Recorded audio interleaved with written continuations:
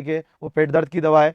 Oral rehydration solution जो ORS है वो एंटी डायरियल के ट्रीटमेंट में, अगर अपन डायरिया के इलाज की बात करें तो वहाँ एंटी डायरियल जब देते हैं तो डायरिया का जब मैनेजमेंट किया जाता है तो उस मैनेजमेंट में बहुत इंपॉर्टेंट पार्ट प्ले करता है ORS, oral rehydration solution. Antacid and anti ulcer drugs, peptic ulcer drugs के तौर पे जानी जाती है, और एंजाइम प्रिपरेशन जो इंडाइजेशन के इलाज में काम में आती है। तो आज हम इन सब का डिस्कशन करेंगे। ये ऑलरेडी आपका हो चुका है इमेटिक्स और एंटीमेटिक्स। तो सबसे पहला जो GIT ड्रग्स का जो कैटेगरी आज हम पढ़ेंगे वो है लग्जेटिव। तो लेट्स स्टार्ट लग्जेटिव। सभी को गुड इवनिंग, सभी को नमस्कार, सभी को लव यू। बिल्कुल बिल्कुल बिल्कुल चेतन राधे राधे, विशाल गुड इवनिंग, बिल्कुल गिरिराज महाराज बिल्कुल बिल्कुल, पुखराज नमस्कार, बिल्कुल सुनील मीणा आ रहा है, बिल्कुल शुभम धाकड़ गुड इवनिंग, बिल्कुल बिल्कुल कृष्णा यादव ORS बिल्कुल बिल्कुल 245 होता है बेटा, आ जाएगा आगे कृष्णा, इतना जल्दी मत करे, 245 ऑस्मोटी होती है, बिल्कुल बिल्कुल पर लीटर। कोमल गुड इवनिंग, बिल्कुल बोलो गिरिराज महाराज, बिल्कुल मनोज बिल्कुल जय, सबकी जय। यादराम गुड इवनिंग, बिल्कुल अजय गुड इवनिंग, बिल्कुल मुकेश G5 से बिल्कुल बेटा बिल्कुल, सबको नमस्कार, सबको गुड इवनिंग, सबको गुड इवनिंग, बिल्कुल बिल्कुल बिल्कुल। तो जीनोमिक मेडिकल नर्सिंग एकेडमी के ऑनलाइन प्लेटफॉर्म पर आप सभी का स्वागत है।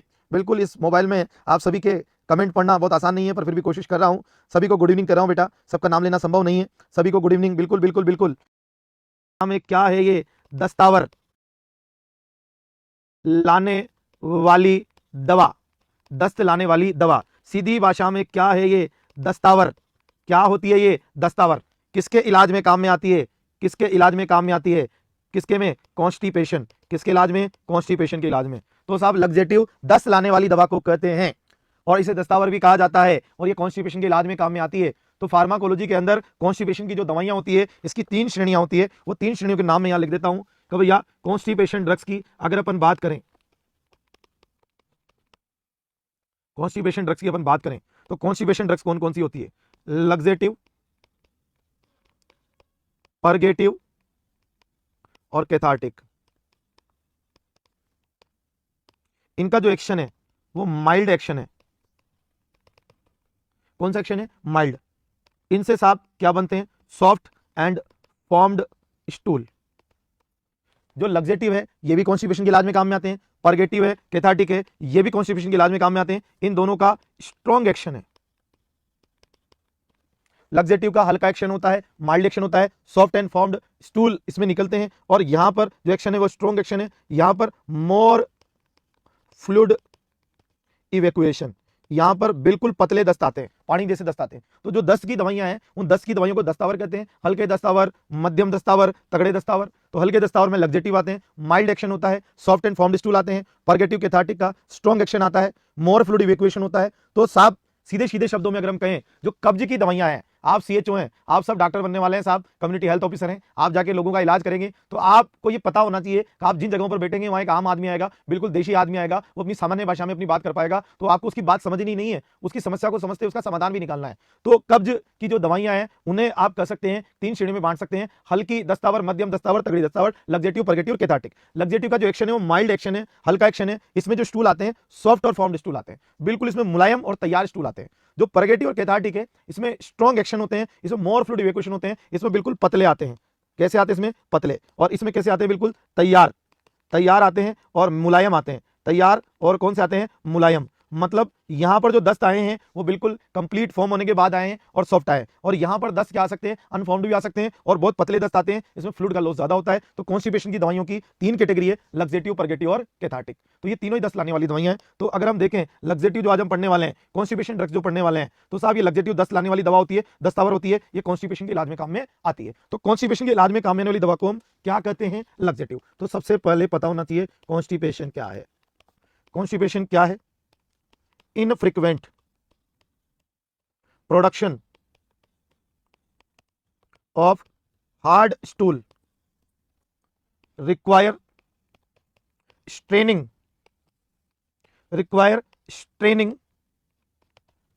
to pass, or a sense of incomplete evacuation of bowel। बहुत सीधे शब्दों में कि भैया आपसे कोई पूछे कॉन्स्टिपेशन क्या है, कि भैया इस समस्या के अंदर हार्ड स्टूल बनते हैं, और उन हार्ड स्टूल को पास करने के लिए आपको जोर ज्यादा लगाना पड़ रहा है, और उसके बावजूद भी आपको ऐसा लग रहा है कि जो आपका बोवेल है पूरी तरह से खाली नहीं हो रहा। तो यहां पर क्या याद रखना है कि कॉन्स्टिपेशन में मुलायम स्टूल बनते हैं, हार्ड बनते हैं, बोला हार्ड बनते हैं, और उन्हें पास करने के लिए क्या लगाना पड़ता है, जोर लगाना पड़ता है, स्ट्रेनिंग करनी पड़ती है, और उसके बावजूद भी आपको एक ऐसा सेंस आता है कि आपका पूरा बोवेल खाली नहीं हुआ। तो तीन बातें याद रखनी है, हार्ड स्टूल है, उन्हें पास करने के लिए जोर लगाना पड़ रहा है, और उसके बावजूद भी ऐसा लग रहा है कि जो हमारा मलाशय है वो पूरी तरह से खाली नहीं हुआ है। इस समस्या को क्या कहा जाता है, कब्ज कहा जाता है। और सीधे सीधे शब्दों में आपसे कोई पूछे, बोला हुआ क्या है, बोला मल का सख्त हो जाना तथा मल को त्यागने के लिए अत्यधिक कठिनाई का सामना करना, तथा उस कठिनाई के साथ साथ ऐसा एहसास होना कि भैया जो मल का त्याग हुआ है वो पूरी तरह से नहीं हुआ है। इसी समस्या को कॉन्स्टिपेशन या कब्ज कहा जाता है। और इसका सबसे बड़ा कारण है कि स्टूल के अंदर किसकी कमी हो जाती है, पानी की कमी हो जाती है। किसकी कमी जाती है, पानी की कमी हो जाती है। तो साहब डिक्रीज स्टूल वाटर कंटेंट की वजह से क्या होता है साहब, hardening of stool, hardening of stool. और हार्डनिंग ऑफ स्टूल एक बहुत बड़ा कारण है कब्ज का। अगर आपसे कोई पूछे कि कब्ज का सबसे बड़ा कारण क्या है तो आप क्या जवाब देंगे, बोला हार्डनिंग ऑफ स्टूल ही सबसे बड़ा कारण है। किसका, कब्ज का। तो कॉन्स्टिपेशन का जो सबसे बड़ा कारण है वो क्या कारण है, हार्डनिंग ऑफ स्टूल। और हार्डनिंग ऑफ स्टूल की सबसे बड़ी वजह क्या है, स्टूल के अंदर पानी की कमी हो गई है। जो पानी की कमी हो गई है उसी की वजह से कॉन्स्टिपेशन है। तो कॉन्स्टिपेशन का जो इलाज है उसका एक ही बेसिक एम होगा, हम स्टूल को मुलायम करेंगे, और मुलायम करने के लिए हम स्टूल में वाटर कंटेंट बढ़ाएंगे। तो आज के बाद आपसे कोई पूछे बहुत सिंपल वे में, बोला RX ऑफ कॉन्स्टिपेशन क्या है, RX ऑफ कॉन्स्टिपेशन क्या है, सीधे सीधे शब्दों में, तो आप जवाब दीजिएगा increase stool water content, increase stool water content, increase stool water content. Stool का क्या बढ़ा दीजिए, वाटर कंटेंट बढ़ा दीजिए, जिससे क्या हो जाएगा, सॉफ्टनिंग ऑफ स्टूल। स्टूल क्या हो जाएंगे, मुलायम हो जाएंगे। और स्टूल मुलायम हो जाएंगे तो साहब क्या होगा, ईज डिफिकेशन, डिफिकेशन आसान हो जाएगा, डिफिकेशन आसान हो जाएगा, उन्हें त्याग करने में दिक्कत नहीं आएगी। बिल्कुल बिल्कुल बिल्कुल बिल्कुल। स्टूल का आप पानी बढ़ा दीजिए, स्टूल का पानी बढ़ा दीजिए, स्टूल मुलायम हो जाएंगे और डिफिकेशन क्या हो जाएगा, आराम से हो जाएगा, कोई दिक्कत नहीं आएगी। तो कौन कौन सी ड्रग्स हैं जो लग्जेटिव में आती है, तो लग्जेटिव के अंदर, कॉन्स्टिपेशन की ड्रग के अंदर आप कौन कौन सी दवाइयां पढ़ने वाले हैं, तो साहब देखिएगा। सबसे पहले नंबर 1 आता है बल्क लग्जेटिव, बल्क लग्जेटिव। इसके अंदर याद रख लीजिएगा ईसप गुला, एग्जाम्पल याद रख लीजिएगा इसका, ईसप गुला, ईसप गुला, ईसप गुला, ईसप गुला, इसका एग्जांपल याद रख लीजिएगा, ईसप गुला। बल्क लग्जेटिव का एग्जांपल याद रख लीजिएगा, ईसप गुला। बल्क लग्जेटिव के तौर पे क्या काम में लेते हैं, ईसप गुला। ईसप गुला क्या होता है, ईसप गुला एक बुरादा है, एक पाउडर है, एक चूरा है, एक भूसा है जो प्लांटेगो ओवाटा से मिलता है। फाइसीलियम हस्क भी बोलते हैं इसे, फाइसीलियम, फाइसीलियम हस्क भी बोलते हैं किसको, ईसबगोल को फाइसीलियम हस्क भी बोला जाता है। ये प्लांटेगो ओवाटा से मिलता है। और साहब आपको बता दें, इसे आप किसके साथ लेते हैं, इसे आप किसके साथ, with Luke warm water oblique milk, गुनगुने दूध या गुनगुने पानी के साथ लिया जाता है। 10 से 20 ग्राम ले सकते हैं गुनगुने पानी या गुनगुने दूध के साथ ले सकते हैं, 10 से 20 ग्राम तक ले सकते हैं गुनगुने पानी या गुनगुने दूध के साथ, ल्यूक वार्म वाटर या मिल्क के साथ लिया जाता है। किसको, ईसबगोल को। और ईसबगोल क्या करता है, ईसबगोल का सीधा सीधा सा एक्शन है increase stool water content, increase stool water content, increase stool water content. और सीधे सीधे शब्दों में याद रखिएगा softening of stool, softening of stool. जिंदगी भर याद रखिएगा कभी भी ईसबगोल को सूखा नहीं लेते हैं, ये ईसोफेगस को छिल सकता है, ईसोफेगस को डैमेज कर सकता है, ये याद रखिएगा। इसे गुनगुने दूध या गुनगुने पानी से, कसूना कसूना दूध, गांव में किसे समझाओगे आदमी को, जिसमें उंगली डबो सके इतना ही गर्म हो, चाहे दूध हो चाहे पानी हो, इतना ही गर्म हो जिसमें उंगली डुबाई जा सके, उसे बोलते हैं ल्यूक वार्म। क्या बोलते हैं उसे, ल्यूक वार्म। तो ल्यूक वार्म वाटर या ल्यूक वार्म मिल्क के साथ आप किसको लेंगे, ईसबगोल को। और प्रायर मिक्सिंग जरूरी है, आप बाहर ही मिक्सिंग कर ले, आप बाहर ही दूध के अंदर या पानी के अंदर ईसबगोल को मिलाएं, मिलाने के बाद उसको पिएं। और पीने के बाद जब आप देखेंगे सुबह जो स्टूल आएंगे वो साहब सॉफ्ट आएंगे, बिल्कुल मुलायम आएंगे, स्टूल का वाटर कंटेंट भी बढ़ जाएगा, सॉफ्ट भी हो जाएगी। और साथ में इसकी खास बात क्या है, इंक्रीज बल्क ऑफ स्टूल, ये स्टूल की मात्रा को भी बढ़ा देता है। तो आपसे कोई पूछे ईसबगोल क्या करेगा, स्टूल को मुलायम करेगा या उनकी साइज को बढ़ाएगा, या दोनों करेगा। ईसबगोल स्टूल की साइज को भी बढ़ाएगा और ईसबगोल स्टूल के सॉफ्टनिंग को भी बढ़ाएगा। मतलब ईसबगोल देने के बाद स्टूल ज्यादा आएंगे या आसानी से आएंगे, तो दोनों। तो यहां पर ईसबगोल देने के बाद ज्यादा और आसानी से, ज्यादा और आसानी से स्टूल आएंगे, स्टूल का अमाउंट भी बढ़ेगा और आसानी से भी आएंगे। तो स्टूल ज्यादा आते हैं या आसानी से आते हैं या दोनों। बोले लग्जेटिव वो दवा है जो स्टूल को आसानी से लाने में मदद करती है। और उसकी पहली श्रेणी है बल्क लग्जेटिव, जिसका एग्जांपल है इसबगोल। इसबगोल का बुरादा देने से ये क्या करता है, स्टूल की साइज भी बढ़ा देता है, उन्हें मुलायम भी कर देता है। साइज बढ़ने का मतलब ज्यादा आते हैं और मुलायम होने का मतलब, सॉफ्ट होने का मतलब आसानी से आते हैं। तो साहब ये साइज बढ़ाता है या आसानी से लाता है, क्या दोनों? बिल्कुल दोनों करता है। तो ये इसबगोल था। उसके बाद आपसे कोई पूछे और क्या होता है जो लग्जेटिव की तरह काम करता है, तो साहब इसके अंदर अगर नंबर 1 के बाद नंबर 2 देखें तो stool softener. Stool softener, stool softener की अपन बात करें, स्टूल को मुलायम करने वाली दवा की अपन बात करें, तो यहां पर सबको पता होना चाहिए लिक्विड पैराफिन। लिक्विड पैराफिन, तो लिक्विड पैराफिन का भी इस्तेमाल किया जा सकता है किसके रूप में? स्टूल सॉफ्टनर के रूप में। तो स्टूल सॉफ्टनर के रूप में किसका इस्तेमाल किया जा सकता है? Liquid paraffin. और किसका इस्तेमाल किया जा सकता है? डोक्यूसेट्स का। तो लिक्विड पैराफिन और डोक्यूसेट्स वो दवाइयां हैं जो किसके रूप में इस्तेमाल हो सकती है? Stool softener. तो अगर परीक्षा में क्वेश्चन आए स्टूल को मुलायम करने के लिए कौन से लग्जेटिव का इस्तेमाल किया जाता है? लिक्विड पैराफिन और डोक्यूसेट्स का इस्तेमाल किया जाता है। बिल्कुल बिल्कुल बिल्कुल। तो साहब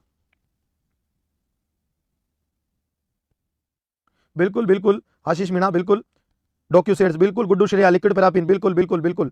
लैक्टोलोज नहीं बेटा, लैक्टोलोज अलग होता है, लैक्टोलोज अलग अलग होता है। बिल्कुल बिल्कुल बिल्कुल।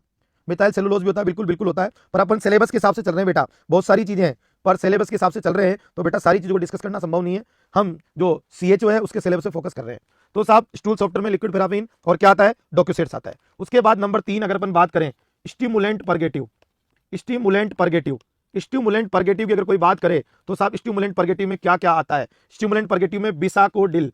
बिसाकोडिल 5 mg की टेबलेट आती है, डल्कोलेक्स के नाम से आती है, सबको पता है, 2 गोली सोते टाइम देते हैं, बिसाकोडिल बिल्कुल बिल्कुल बिल्कुल। उसके बाद बात करें स्टिमुलेंट परगेटिव में और क्या आता है? स्टिमुलेंट परगेटिव में कैस्टर ऑयल, अरंडी का तेल। अरंडी का तेल दुनिया का सबसे पुराना परगेटिव है, कैस्टर ऑयल।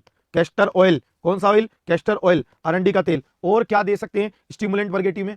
कैस्टर ऑयल दे सकते हैं, बिसाकोडिल दे सकते हैं, सेना लीव्स। सेना, इंडियन सेना, टिल्ली वैली सेना। सेना एक नेचुरल प्रोडक्ट है, सेना एक प्लांट की लीव्स होती है। इंडियन सेना, टिल्ली वैली सेना, कई प्रकार की सेना होती है, अलेक्जेंड्रियल सेना, लड़ने वाली सेना नहीं, ये पौधे का नाम है सेना। तो सेना की पत्तियां आप सबने नाम सुने होंगे, त्रिफला चूर्ण, कायम चूर्ण। तो स्टिमुलेंट परगेटिव में बिसाकोडिल 5 mg, कैस्टर ऑयल आता है, सेना आता है, ये सब स्टिमुलेंट परगेटिव होते हैं। ये सब क्या करते हैं? कोई चमत्कार नहीं करते हैं, इरिटेट करते हैं जीआईटी म्यूकोसा को। इरिटेट करते हैं जीआईटी म्यूकोसा को। किसको इरिटेट करते हैं? जीआईटी म्यूकोसा को। और जीआईटी म्यूकोसा इरिटेट होने से क्या होता है? Increase motility, increase motility and secretion, increase motility and secretion. आंतों में मोटिलिटी बढ़ जाती है तथा सिक्रेशंस बढ़ जाते हैं। ये बिल्कुल वैसा ही है जैसे लाल मिर्च वाली चटनी कोई पी गया हो मोमोज की और उसको दस्त से लग गए हो। तो कुल मिलाकर ये इरिटेट करते हैं जीआईटी म्यूकोसा को, और जीआईटी म्यूकोसा इरिटेट होने से मोटिलिटी बढ़ती है और सिक्रेशंस बढ़ते हैं। और ऐसा होने की वजह से आप सब जानते हैं डिफिकेशन आसान हो जाता है, ईज डिफिकेशन हो जाता है, ईज डिफिकेशन हो जाता है, और यूं कहें बोवेल का खाली होना आसान हो जाता है ऐसा होने की वजह से। बिल्कुल बिल्कुल, डल्कोलेक्स, टेगासोरोट भी आता है, बिल्कुल आता है बेटा, 5T4 एगोनिस्ट होता है टेगासोरोट, पर ये यहां पर इतना पढ़ नहीं सकते। बिल्कुल बिल्कुल बिल्कुल, क्रीमापिन भी आती है, बहुत सारी चीजें आती है, बिल्कुल बिल्कुल। पर मेरी मजबूरी यह है कि मैं अभी रजिस्टर रहूंगा इसके सिलेबस पे, किसके? सीएचओ के पे। हम सीएचओ की तैयारी करा रहे हैं अभी, ना कि एम्स नॉर्सेट की। तो वही चीजें ले पाऊंगा बेटा, उसी लेवल तक ले पाऊंगा जो सिलेबस की नीड है। इससे बियॉन्ड जाएंगे तो सिलेबस अटक जाएगा। बिल्कुल बिल्कुल, तो उतना ही पढ़ना है जितना आवश्यक है। रह जाएगा याद? बिल्कुल बिल्कुल बिल्कुल, रह जाएगा क्या याद? Stimulant purgative, bisacodyl, castor oil, सेना। बिसाकोडिल आप सबको पता है ऑपरेशन से पहले दिया जाता है बोवेल को खाली करने के लिए। ये जीआईटी म्यूकोसा को इरिटेट करता है, और जीआईटी म्यूकोसा इरिटेट होता है तो साहब क्या होता है? मोटिलिटी बढ़ती है, सिक्रेशन बढ़ते हैं और डिफिकेशन आसान हो जाता है। लास्ट की मैं बात करूं, लास्ट परगेटिव की मैं बात करूं, तो सॉरी लास्ट में बात करूं किसकी दवा की? लग्जेटिव श्रेणी की दवा की, कॉन्स्टिपेशन की दवा की, तो वो आता है ऑस्मोटिक परगेटिव। ऑस्मोटिक परगेटिव, और ऑस्मोटिक परगेटिव में आपको एक ही नाम स्पेशली याद रखना है, वो है लैक्टुलोज। लैक्टुलोज, लैक्टुलोज ड्यूफालेक के नाम से आप सबको पता है, ड्यूफालेक के नाम से बाजार में बिकता है लैक्टुलोज, बहुत फेमस ब्रांड है लैक्टुलोज का। तो साहब और भी बहुत ब्रांड है इसके। 5 से 10 ml चिल्ड्रन में देते हैं और 15 to 30 ml एडल्ट को देते हैं। और ये किसमें?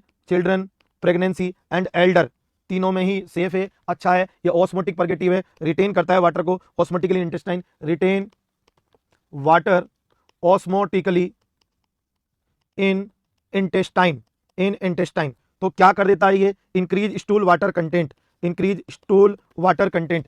ये वाटर को ऑस्मोटिकली इंटेस्टाइन में रख देता है, जिससे स्टूल का वाटर कंटेंट बढ़ जाता है, स्टूल मुलायम हो जाते हैं और मुलायम स्टूल आंतों में आसानी से आगे सरकते हैं, बोवेल की ओर आसानी से बढ़ जाते हैं और बोवेल से उनको बाहर निकालने के लिए परिश्रम नहीं करना पड़ता। कुल मिलाकर यूं कहिए कब्ज के इलाज में हम स्टूल को मुलायम कर रहे हैं और कुछ नहीं कर रहे हैं, उनके अंदर पानी की मात्रा को बढ़ा रहे हैं। तो लैक्टोलोज पीने से क्या होगा, ये आंतों में पानी को रोक लेगी और पानी को रोक के उस पानी को स्टूल को देगी, स्टूल को मुलायम कर देगी। तो ऑस्मोटिक परगेटिव का एग्जांपल है लैक्टोलोज। 5 से 10 ml बच्चों में दिया जाता है, 15 से 30 ml अडल्ट में दिया जाता है। ये बच्चों में भी अच्छा है, प्रेग्नेंट में भी अच्छा है, एल्डर में भी अच्छा है। कौन सी दवा? लैक्टोलोज। लैक्टोलोज का लिक्विड आता है। क्या आता है लैक्टोलोज का? लिक्विड आता है। क्या आता है लैक्टोलोज का? लिक्विड आता है। बहुत सारी दवाइयां हैं, सोडियम पिकोसल्फेट होता है, बहुत सारी दवाइयां बेटा यहाँ पर मैं सारी दवाइयों के बारे में डिस्कस नहीं कर सकता। बिल्कुल पोर्टल एनसेफेलोपैथी में भी देते हैं, 60 to 90 ml देते हैं पोर्टल एनसेफेलोपैथी में, पर वो आपके लेवल का नहीं है बेटा, वो आपको ज्यादा माथापड़ी नहीं करनी है। पोर्टल एनसेफेलोपैथी में 60 to 90 ml देते हैं, उसकी भी वजह है, क्यों देते हैं आप सबको पता होना चाहिए। ये अमोनिया को बाहर निकालने में मदद करता है, इसलिए देते हैं। तो वो बहुत सारी डिस्कशन हैं, पर अभी आपको इतना ही याद रखना है कि भैया ऑस्मोटिक परगेटिव ये रिटेन करते हैं वाटर को ऑस्मोटिकली कहां पर? इंटेस्टाइन में। कौन सा? लैक्टोलोज, ड्यूफालेक। क्लियर है? तो ये अभी हमने पढ़ी थी कब्ज की दवाइयां, ये काहे की दवाइयां पढ़ी थी? कब्ज की दवाइयां। तो ये कब्ज की दवाइयां एग्जैक्टली देते हैं किसको है? ये देते हैं कॉन्स्टिपेशन में। किस में देते हैं? कॉन्स्टिपेशन में। अब जो कॉन्स्टिपेशन होता है वो साहब कौन सा हो सकता है? वो अटोनिक हो सकता है या स्पास्टिक हो सकता है या दोनों हो सकता है। अटोनिक भी हो सकता है, स्पास्टिक भी हो सकता है। अटोनिक कहां होता है? ये ओल्ड एज में होता है।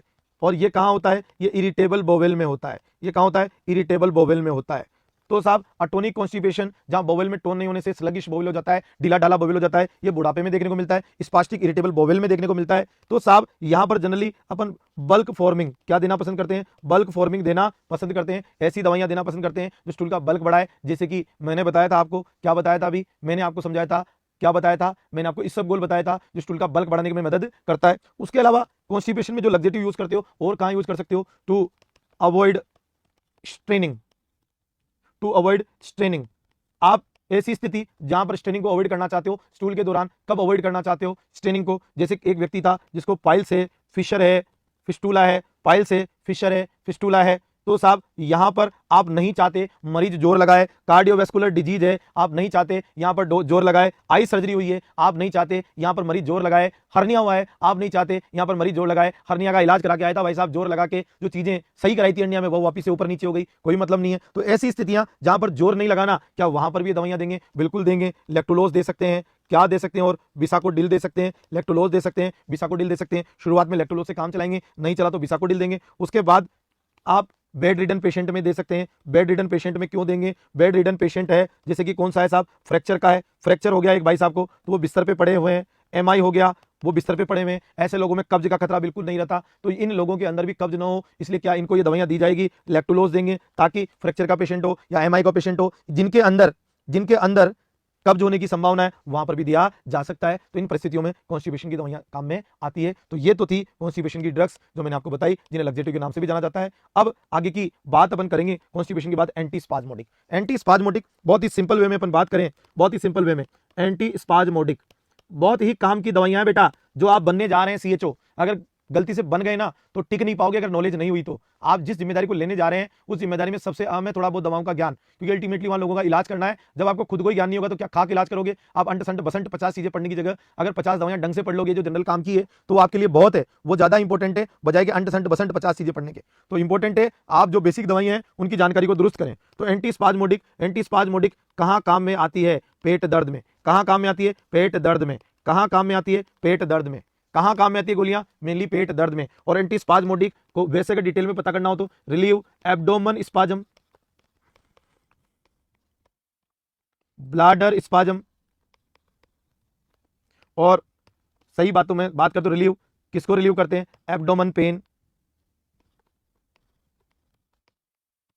And renal colic. अगर किसी को रीनल कोलिक है या पेट में दर्द है, बोले तो एब्डोमिनल स्पाज्म और ब्लाडर स्पाज्म की वजह से, तो उस परिस्थिति में जो दवाइयां काम में आती है उन्हें हम एंटी स्पाज्मोडिक कहते हैं। उन्हें हम क्या कहते हैं? Anti spasmodic. तो एंटी स्पाज्मोडिक की बात करें तो एंटी स्पाज्मोडिक पेट दर्द की दवाइयां हैं जो एब्डोमिनल स्पाज्म में, ब्लाडर स्पाज्म में काम में आती है, रीनल कोलिक में, एब्डोमिनल पेन में काम में आती है। तो ये पेट दर्द की गोलियों में कौन कौन सी दवाइयां हैं? 3 ही दवाइयां बताऊंगा जो जिंदगी भर याद रखनी है आपको।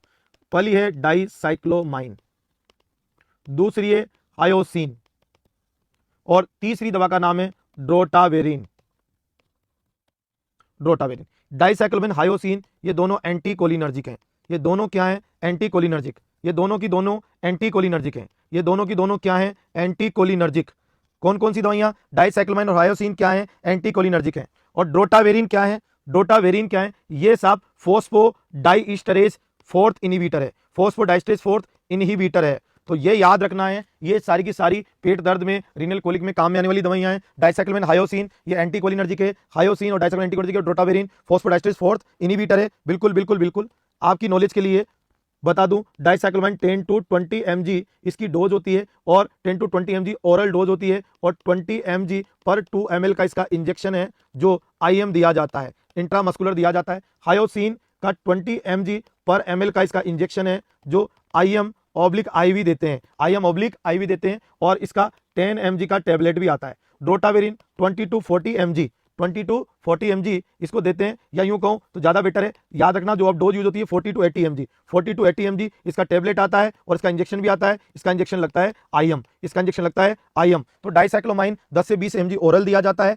और 20 mg पर 2 ml का इसका इंजेक्शन आता है जिसे इंट्रामस्कुलर देते हैं। और हायोसिन 20 mg पर ml का इंजेक्शन आता है जिसे IM और IV दोनों दिया जा सकता है। ड्रोटावेरिन 40 से 80 mg की टेबलेट आती है और इंजेक्शन भी आता है। ये तीनों की तीनों दवाइयां पेट दर्द में, रीनल कोलिक में बहुत अच्छे ढंग से काम में आती है। डाइसाइक्लोमाइन के बारे में आप जानते भी होंगे, पेट दर्द की बहुत अच्छी दवा है। हायोसिन के बारे में भी जानते होंगे, 10 mg की गोली आती है, 20 mg पर ml का इंजेक्शन आता है, IM/IV लगता है। ड्रोटावेरिन 40 से 80 mg की टेबलेट आती है जो फोस्फोडाइस्टरेज फोर्थ इनहिबिटर है और इसका इंजेक्शन आता है और ये कैसे लगता है, इंट्रामस्कुलर लगता है। ये ड्रोटावेरिन स्पेशली आप सबको पता है बहुत अच्छा माना जाता है किसमें, रीनल कोलिक में। किसमें बहुत अच्छा माना जाता है, रीनल कोलिक में। अगर CSC PSC पे आपके रीनल कोलिक का पेशेंट आ जाए, रीनल स्टोन का पेशेंट आ जाए तो याद रखिएगा बच्चों ड्रोटावेरिन, क्या याद रखिएगा, ड्रोटावेरिन। और पेट दर्द का पेशेंट आ जाए, पेट दर्द के लिए बहुत अच्छा है डाइसाइक्लोमाइन और हायोसिन। तो पेट दर्द में बहुत अच्छा है डाइसाइक्लोमाइन और हायोसिन। जो हायोसिन है इसका आप यूं कहें तो बहुत अच्छा रोल कहां है, ईसोफेगस स्टोमक में।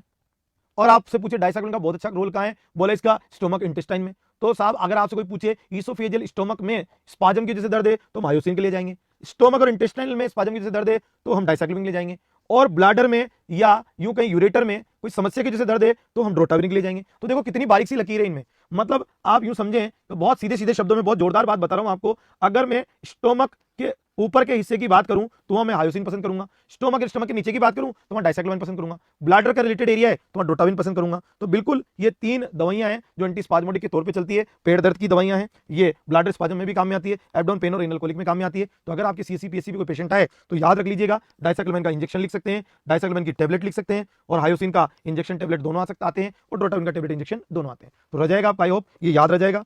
अब इसके बाद लग्जेटिव एंटीस्पाज्मोटिक के बाद oral rehydration solution ORS anti diarrhoeal की अपन बात करें तो ORS के बारे में अगर थोड़ा सा आपको बताऊं बहुत सिंपल वे में, जो एग्जाम में क्वेश्चन आ सकते हैं तो भैया क्या क्या याद रखना चाहिए, बहुत सिंपल है, जो आप सबको पता है ग्लूकोज है इसके अंदर, NaCl है इसके अंदर, KCl है इसके अंदर, और सोडियम सिट्रेट है इसके अंदर। 13.5 ग्राम इसके अंदर क्या होता है, इसके अंदर 13.5 ग्राम ग्लूकोज होता है, आप सबको पता है। KCl की बात करूं 2.6 ग्राम होता है, सॉरी NaCl की, और KCl की बात करूं तो 1.5 ग्राम होता है, और सोडियम सिट्रेट की बात करूं तो 2.9 ग्राम होता है। तो ये तो ऑलमोस्ट सबको पता है। और ये किसमें डिसोल्व किया जाता है, डिसोल्व इन 1 लीटर वाटर, डिसोल्व इन 1 लीटर वाटर, डिसोल्व इन 1 लीटर वाटर। किसमें डिसोल्व किया जाता है, 1 लीटर वाटर में, 1 लीटर पानी में डिसोल्व किया जाता है। ये इंपॉर्टेंट नहीं है, इंपॉर्टेंट व्हाट इज इंपॉर्टेंट, इसकी टोटल ऑस्मोटी क्या है, इसकी टोटल ऑस्मोटी होती है 245। कैसे होती है 245, इसकी होती है, अब अलग से अगर अपन लिखें बोला ORS की टोटल ऑस्मोटी कितनी है तो आपको पता होना चाहिए, बोला सोडियम की होती है 75, और बोले किस किस की कितनी होती है, बोला सोडियम की 75 होती है, ग्लूकोज की कितनी होती है, बोला 75, बोला और किसकी कितनी होती है, बोला क्लोराइड की 65, और किसकी कितनी होती है, बोला पोटेशियम की 20, और किसकी कितनी होती है, बोला सिट्रेट की 10, बोला कितनी 245 मिली ऑस्मोलर पर लीटर, 245 मिली ऑस्मोलर पर लीटर। सोडियम की 75, ग्लूकोज की 75 150, क्लोराइड की 65 215,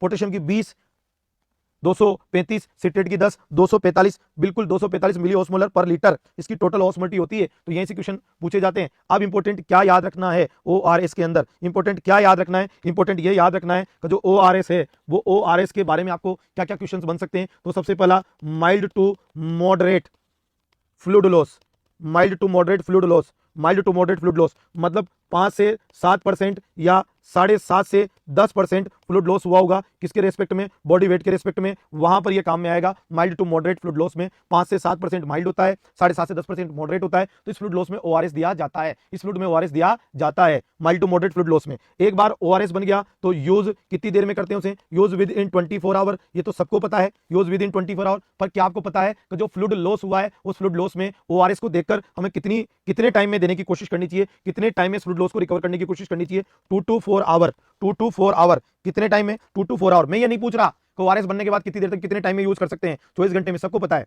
पर मेरा मानना है जो किताबों का आंसर है तो भैया ठीक है 24 घंटे में यूज कर सकते हैं, पर ओआरएस को फ्लूइड लॉस के लिए जो दे रहे हो उसको कितने टाइम के अंदर देने की कोशिश करनी चाहिए? जितना भी देना है, 2 से 4 घंटे, 2 से 4 घंटे, 2 से 4 घंटे। 24 घंटे तो बेटा उसकी शेल्फ लाइफ है, 24 घंटे तो उसकी शेल्फ लाइफ है, 24 घंटे तक वो खराब नहीं होता। पर अगर आपसे पूछे कितने टाइम में ओआरएस पिलाना चाहिए, बोला 2 से 4 घंटे के अंदर पिलाना चाहिए। बच्चों में 5 ml पर केजी पर आवर, 5 ml पर केजी पर आवर की स्पीड से चिल्ड्रन में देने की कोशिश करनी चाहिए। तो साहब ओआरएस है और जजमान की श्रद्धा के अनुसार बड़ों में दे सकते हैं, अडल्ट जितना पी सकता है उतना पिए। बच्चों को 5 ml पर केजी पर आवर देते हैं और अडल्ट को जो फ्लूइड देना है वो 2 से 4 घंटे में देने की कोशिश करनी चाहिए। हाँ, खराब कितनी देर में होता है, बोला 24 घंटे में खराब होता है, 24 घंटे के पहले ओआरएस खराब नहीं होता। ये बिल्कुल आपकी बात मानने लायक है, बिल्कुल मानने लायक है। और ओआरएस के बारे में क्वेश्चन क्या बनता है, तो आपसे मैं पूछता हूं ओआरएस में ग्लूकोज क्यों ऐड किया जाता है? अब मेरा सवाल आपसे सवाल, ग्लूकोज का ओआरएस में क्या काम है? ग्लूकोज का ओआरएस में क्या काम है? जवाब दीजिएगा। ग्लूकोज का ओआरएस में क्या काम है? Why glucose add in ORS, why glucose add in ORS, glucose को ओआरएस में ऐड क्यों किया जाता है? जवाब दीजिए, जवाब दीजिए, ग्लूकोज को ओआरएस में ऐड क्यों किया जाता है? जवाब दीजिए, जवाब दीजिए। हाँ, आपके लिए एक इंपॉर्टेंट इंफॉर्मेशन है, कल से आप सभी लोगों की जो लाइव क्लास होगी जिन्होंने मेडिकल नर्सिंग एकेडमी के ऑनलाइन प्लेटफॉर्म पर, वो 8:30 बजे से होगी। आप अभी 9 बजे से क्लास अटेंड करना शुरू कर रहे हैं, तो सर्दियों को देखते हुए आपकी क्लासेस का टाइम 8:30 कर दिया गया है। बिल्कुल कल से आपकी क्लास 8:30 PM से होगी, तो थोड़ा सा इसके लिए मेंटली प्रिपेयर रहेगा। 8:30 का इंतजार मत कीजिएगा, सॉरी 9 का इंतजार मत कीजिएगा, 8:30 से क्लासेस चालू हो जाएगी कल से आपकी। तो ग्लूकोज को ऐड करने का जो कारण है, एनर्जी बिल्कुल भी नहीं है, बिल्कुल गलत। मैक्सिमम बच्चे एनर्जी बता रहे हैं, बिल्कुल गलत। इसका जो जवाब है वो क्या है? To facilitate sodium reabsorption. याद कर लीजिएगा सीएचओ को, जो ग्लूकोज है उसको क्यों मिलाया है? फैसिलिटेट सोडियम रीअब्जॉर्प्शन के लिए। ग्लूकोज को ओआरएस में मिलाने की वजह है सोडियम को रीअब्जॉर्ब करवाना। और आपको बता दूं, इसलिए दोनों की ऑस्मोटिक बिल्कुल 75-75 है। तो ग्लूकोज को ओआरएस में एनर्जी के लिए नहीं मिलाते हैं, सोडियम का रीअब्जॉर्प्शन फैसिलिटेट करने के लिए मिलाते हैं। मतलब आप ये जो ग्लूकोज दे रहे हैं ये सोडियम के रीअब्जॉर्प्शन में मदद करेगा। आपसे कोई पूछे मोस्ट, या यूं पूछे अगर कोई आपसे, most important constituent of ORS, ORS में सबसे महत्वपूर्ण क्या है? ओआरएस में सबसे महत्वपूर्ण क्या है? जवाब दीजिएगा। ओआरएस में सबसे महत्वपूर्ण क्या है? ओआरएस में सबसे महत्वपूर्ण क्या है? ओआरएस में सबसे महत्वपूर्ण क्या है? सोडियम, पोटेशियम, ग्लूकोज में सबसे महत्वपूर्ण क्या है? बिल्कुल बताइएगा। दिलीप कुमावत, बिल्कुल गलत। ब्लड शुगर को मेंटेन करने के लिए नहीं देते हम ग्लूकोज, बिल्कुल गलत। ओआरएस में सबसे महत्वपूर्ण क्या है? सोडियम, पोटेशियम, बिल्कुल इनमें सबसे महत्वपूर्ण क्या है? ओआरएस में मोस्ट इंपोर्टेंट कॉन्स्टिट्यूएंट या एसेंशियल कॉन्स्टिट्यूएंट ऑफ ओआरएस क्या है?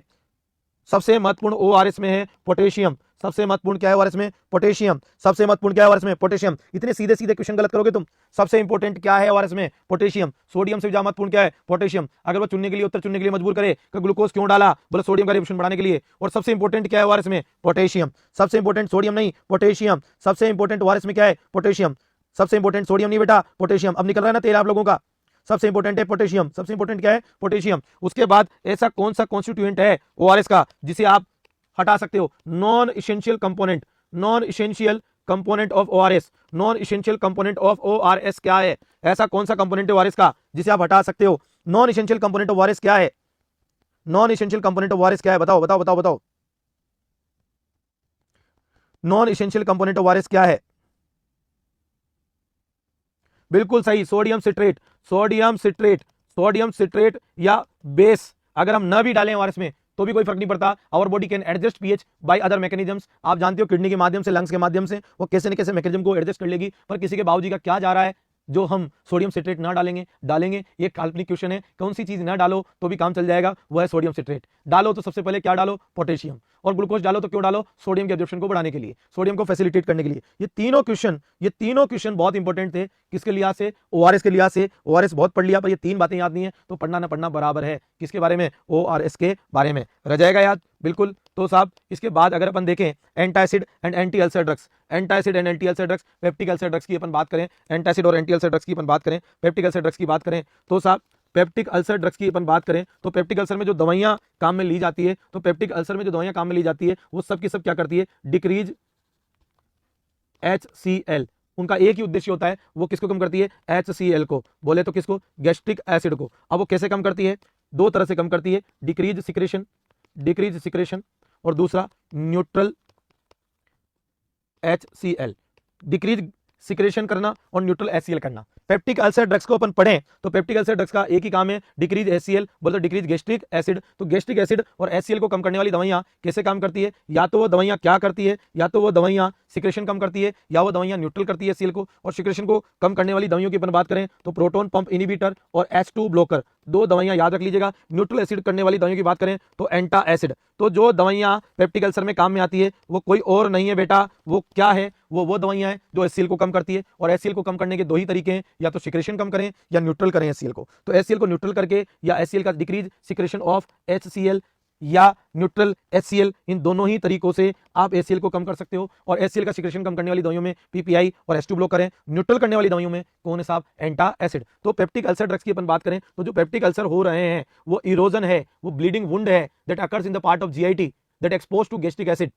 तो साहब एक पेप्टिक अल्सर क्या है, एक छाला है, एक जख्म है जिससे खून का रिसाव हो रहा है, और वो GIT के उस भाग में है जो किससे एक्सपोज हो रहा है, पेप्सिन से और किससे, HCl से, जो कोई और नहीं, ड्यूडोनम है, स्टोमक है एंड ईसोफेगस है। तो ईसोफेगस में, ड्यूडोनम में, स्टोमक में पेप्सिन और HCl के एक्सपोजर से जो छाला हुआ है, जो जख्म हुआ है, उस छाले जख्म को ही आप क्या कहते हो, पेप्टिक अल्सर कहते हो। इसकी मुख्य वजह HCl है, तो इसके इलाज में हम HCl कम करते हैं, या तो सिक्रेशन कम करते हैं या उसे न्यूट्रल कर देते हैं। सिक्रेशन कम करने के लिए अपन PPI और H2 ब्लॉकर देते हैं, PPI या क्या देते हैं, H2 ब्लॉकर। तो PPI और H2 ब्लॉकर की अपन बात करें तो PPI क्या होते हैं, प्रोटॉन पंप इनहिबिटर। क्या होते हैं PPI, proton pump inhibitor, proton pump inhibitor. सबसे फेमस दो ही एग्जांपल बताऊंगा, ओमेप्राजोल, ओमेज के नाम से दुनिया जानती है, 20 to 40 mg, और पेंटाप्राजोल 40 to 80 mg, इनके कैप्सूल और इंजेक्शन दोनों आते हैं। ओमेप्राजोल और पेंटाप्राजोल ये दोनों के कैप्सूल आते हैं। खास बात क्या है, इनको एम्प्टी स्टोमक लिया जाता है, खाली पेट लिया जाता है, ये याद रखिएगा, इन्हें खाली पेट लिया जाता है 1 hour before meal, 1 hour before meal. लोग इन्हें भूखे पेट के कैप्सूल भी बोलते हैं। 1 आवर बिफोर मील इन्हें खाली पेट लिया जाता है, और ये क्या करते हैं, ये डिक्रीज HCl सिक्रेशन, ये डिक्रीज करते हैं HCl के सिक्रेशन को। प्रोटॉन पंप इनहिबिटर HCl के सिक्रेशन को डिक्रीज करते हैं, और प्रोटॉन पंप इनहिबिटर HCl के सिक्रेशन को डिक्रीज करते हैं। तो इन्हें यूज किया जाता है, खाली पेट दिया जाता है, सुबह सुबह भूखे पेट देते हैं, खाना खाने के 1 घंटे पहले देते हैं। Proton pump inhibitor HCl secretion को कम करते हैं। ओमेप्राजोल, पेंटाप्राजोल दो इसके फेमस एग्जांपल हैं। वैसे तो बेटा लेंसाप्राजोल, रेबेमेप्राजोल, ईसोमेप्राजोल, जाने कितने प्राजोल बता दूंगा बेटा मैं तुम्हें, बट अभी फोकस करो किस पे, आप CHO पे फोकस करो। तो साहब यहां पर क्या याद रखने लायक बात है इनके बारे में, जो विशेष बात याद रखनी है, तो दो ही बात बताऊंगा, बोला गैस्ट्रिक अल्सर और एक है ड्यूडोनल अल्सर। गैस्ट्रिक अल्सर और ड्यूडोनल अल्सर, ड्यूडोनल अल्सर में 2 to 4 वीक, 2 to 4 वीक, इधर 4 to 8 वीक। तो गैस्ट्रिक अल्सर में इन्हें देना चाहिए 2 से 4 सप्ताह, सॉरी ड्यूडोनल अल्सर में इनको 2 से 4 सप्ताह देना चाहिए, और गैस्ट्रिक अल्सर में देना चाहिए 4 से 8 सप्ताह। तो ड्यूडोनल अल्सर 2 से 4 सप्ताह में ठीक हो जाते हैं, और गैस्ट्रिक अल्सर 4 से 8 सप्ताह में ठीक होते हैं। तो पेप्टिक अल्सर में जो इनको इस्तेमाल किया जाता है वो 2 से 4 सप्ताह तो ड्यूडोनल में, और गैस्ट्रिक में 4 से 8 सप्ताह देते हैं। और नेसिड से अगर अल्सर हुआ है, non steroidal anti inflammatory drug से, non steroidal anti inflammatory drugs से अगर क्या हुआ है पेप्टिक अल्सर, तो वहां पर ये ड्रग ऑफ चॉइस माने जाते हैं। तो ड्यूडोनल अल्सर हो चाहे गैस्ट्रिक अल्सर हो, ये दोनों में कारगर है। और जो H2 ब्लॉकर है, अगर H2 ब्लॉकर की बात करें तो H2 ब्लॉकर का उदाहरण है रेनिटिडीन, नाम सुन रखा होगा, रेंटेक बाजार में आती है, रेंटेक, रेनिटिडीन की बात करें तो 150 से 300 mg, 150 से 300 mg इनको भी 1 आवर बिफोर मील दे सकते हैं, और या फिर HS भी दिया जा सकता है रेनिटिडीन को भी। ये भी क्या करती है साहब, ये भी क्या करती है, डिक्रीज HCl करती है, डिक्रीज HCl सिक्रेशन करती है। कौन सी साहब, H2 ब्लॉकर रेनिटिडीन, 150 से 300 mg। बहुत सारे एग्जांपल है, रेनिटिडीन, फेमोटिडीन, सिमेंटिडीन, बहुत सारे, पर आपको केवल याद रखना है रेनिटिडीन। किसका एग्जांपल, H2 ब्लॉकर का। तो HCl सिक्रेशन कम करने के मैंने दोनों उदाहरण बता दिए। अब न्यूट्रल HCl के लिए है एंटासिड, न्यूट्रल HCl के लिए क्या दिया जाता है, एंटा एसिड। अब एंटा एसिड कोई चमत्कार नहीं होते हैं, ये होते हैं बेस। अब बेस होते हैं, अब इसमें क्या क्या आता है, इसमें दो ही याद रखना है, एल्यूमिनियम हाइड्रोक्साइड जेल और मैग्नीशियम हाइड्रोक्साइड जेल। जो एल्यूमिनियम वाला है, इस एल्यूमिनियम वाले से समस्या होती है कॉन्स्टिपेशन, और इससे होता है लग्जेशन। और जो एल्यूमिनियम वाला है ये स्लो काम करता है और ये फास्ट काम करता है। तो साहब अब बताओ एल्यूमिनियम वाला देंगे या दोनों साथ में देंगे? तो आपको याद रखना है both use in combination, both use in combination, दोनों को साथ में दिया जाता है ताकि न कब्ज हो न दस्त हो। ये कब्ज दस्त को मार दे या दस्त कब्ज को मार दे, ये तुरंत असर दिखा दे और इसकी वजह से असर बरकरार रखे। तो एंटासिड आपसे कोई पूछे कभी, एंटासिड जो होते हैं एल्यूमिनियम हाइड्रोक्साइड और मैग्नीशियम हाइड्रोक्साइड, क्या ये अलग अलग दिए जाते हैं, साथ में दिए जाते हैं? बिल्कुल साथ में दिया जाते हैं। Both use in combination to avoid constipation and diarrhoea, to avoid constipation and diarrhoea and to obtain fast and sustain effect. हाथों हाथ भी असर आएगा और स्लो की वजह से सस्टेन, लगातार असर आएगा। तो आपसे कोई पूछे भैया एंटासिड अकेले अकेले दिए जाते हैं या कॉम्बिनेशन में दिए जाते हैं, तो जवाब दीजिएगा कॉम्बिनेशन में। अच्छा, इस एल्यूमिनियम वाले से एक समस्या होती है हाइपोफॉस्फेटेमिया, हाइपोफॉस्फेटेमिया, ये भी याद रख सकते हो, हाइपोफॉस्फोटेमिया। और आपको ज्यादा दिमाग नहीं लगाना, बाहर से कंपनी में ये ऑलरेडी कॉम्बिनेशन में आते हैं। जेलोसिल है, बहुत सारे बाजार में कॉम्बिनेशन आते हैं, बिल्कुल जेलोसिल वगैरह। तो कॉन्स्टिपेशन डायरिया ना हो, असर है वो फास्ट और सस्टेन आए, तो इस वजह से हम इनको कैसे देते हैं? कॉम्बिनेशन में। तो ये आपको याद रखना है। तो ये एंटासिड की जानकारी थी। तो आज जो अपन ने जानकारी प्राप्त कर ली है लग्जेटिव की, एंटीस्पाज्मोटिक की, ओआरएस की, एंटासिड और एंटीअल्सर की, लास्ट है एंजाइम प्रिपरेशन, लास्ट है एंजाइम प्रिपरेशन, लास्ट है एंजाइम प्रिपरेशन। तो जो एंजाइम प्रिपरेशन है, ये एंजाइम प्रिपरेशन जो आप काम में लेते हो, एग्जैक्टली क्या काम में लेते हो एंजाइम प्रिपरेशन में? एंजाइम प्रिपरेशन काम में ली जाती है use in RX of indigestion, RX of indigestion. और इस एंजाइम प्रिपरेशन में कोई चमत्कार नहीं आता, इसमें डाइजेस्टिव एंजाइम आते हैं। क्या आते हैं? Digestive enzyme. इसमें क्या आते हैं? Digestive enzyme. इसमें क्या आते हैं? Digestive enzyme. बेटा मेरी मजबूरी है, अगर ऐसे ना चलूं तो कोर्स ना हो पाएगा, और मुझे पता है काफी चीजें छोड़नी पड़ रही है, पर मैं वही चीजें लिख रहा हूं, वही चीजें पढ़ा रहा हूं जो सीएचओ के हिसाब से महत्वपूर्ण है। फार्माकोलॉजी अपने आप में बहुत बड़ी है, अपने आप में बहुत वास्ट है। साइमेथिकोन आता है बेटा, पर आपके कोर्स में नहीं है। आपके जो कोर्स में बेटा वही मैं पढ़ा रहा हूं। संदीप बेटा बहुत सारी चीजें फार्माकोलॉजी में है, पर वही चीजें मैं लूंगा जो आपके सीएचओ के हिसाब से महत्वपूर्ण है या सीएचओ के अंदर शामिल है। तो चिंता मत करो, आप उन चीजों फोकस करो जो मैं आपको पढ़ा रहा हूं। फार्माकोलॉजी बहुत लंबी है, बहुत बड़ी है, हम पूरी फार्माकोलॉजी डिस्कस नहीं कर सकते, पर हम सीएचओ की तैयारी कर रहे हैं। तो सीएचओ के लिए कौन कौन सी दवाइयां आपको आनी चाहिए, कौन कौन सी आपके कोर्स में है, वो मैं पढ़ाऊंगा। और आपको फार्माकोलॉजी क्या है ये जानना है तो जिनोमिक मेडिकल नर्सिंग एकेडमी के ऑनलाइन प्लेटफॉर्म पे जाकर आप इसका ऐप खरीद के देख सकते हैं फार्माकोलॉजी क्या होती है, और जिनोमिक मेडिकल नर्सिंग एकेडमी के ऑफलाइन प्लेटफॉर्म पर आप आके देख सकते हैं फार्माकोलॉजी क्या होती है। ये तो सिर्फ एक शुरुआत है, ये तो बेटा एक सिर्फ यूं समझिए सहयोग है उन बच्चों के लिए जो आ नहीं सकते, कहीं जा नहीं सकते, और इनको तैयारी करनी है सीएचओ की। और इसका जो सिलेबस है उसमें जितना संभव हो वो हमारी तरफ से जो मदद कर सके वो हम कर रहे हैं। तो अभी आप फोकस कीजिएगा इसी कोर्स पर जो आपको मैं पढ़ा रहा हूं। तो साहब एंजाइम प्रिपरेशन, डाइजेस्टिव एंजाइम होते हैं, ये किसके इलाज में काम आते हैं? Use in RX of indigestion. और इसके अंदर जो मेनली जो इन प्रिपरेशन में एंजाइम आते हैं वो पेप्सिन आता है, पेप्सिन आता है, और जो दूसरा एंजाइम आता है वो आता है एमाइलेज। पेप्सिन और एमाइलेज नाम के दो एंजाइम आते हैं, और इनकी जो मार्केटेड प्रिपरेशन है जैसे कि मैं बता दूं ल्यूपीजाइम, ल्यूपीजाइम के नाम से आती है ये बाजार में। पेप्सिन आता है और एमाइलेज आता है, ये प्रोटीन के डाइजेशन में मदद करता है। ये किसके डाइजेशन में? प्रोटीन के डाइजेशन में। ये प्रोटियोलाइटिक है, ये प्रोटियोलाइटिक है, और ये कॉम्प्लेक्स कार्ब को सिंपल कार्ब में बदलता है, कॉम्प्लेक्स कार्ब को सिंपल कार्ब में बदलता है। तो ल्यूपीजाइम के नाम से सिरप आती है, उस सिरप में पेप्सिन और एमाइलेज दोनों एंजाइम आते हैं। और दोनों के दोनों एंजाइम, ये दोनों के दोनों एंजाइम जो हैं ये सारे के सारे जो मार्केटेड प्रिपरेशन है, हो सकता है इनमें कभी किसी में क्या देखने को मिले, कभी किसी में क्या देखने को मिले, पर मैंने आपको जितना हिंदू वो लोग हैं उतना हिंदू मैं भी हूँ। मैं इस बात के लिए एकदम निश्चिंत हूँ कि जो बात मैंने कही है उसके प्रामाणिक साक्ष्य हैं, उसके बिना मैंने कुछ भी नहीं कहा है। मैंने ट्विटर पे कम समय गुजारा है, अध्ययन में ज़्यादा गुजारा है, मैं उसी में ज़्यादा अच्छा महसूस करता हूँ। और प्रसंग इसमें ये है, फिर मुझे कहना खराब लग रहा है, मैंने क्लास में भी ये बात कही है, कहते हुए मुझे लगता है कि जबान कट जाएगी मेरी, लेकिन अब संदर्भ है तो मैं क्या करूँ, कहना पड़ेगा। इसका ये परिणाम हुआ कि हमारे घर में पहली बार लोग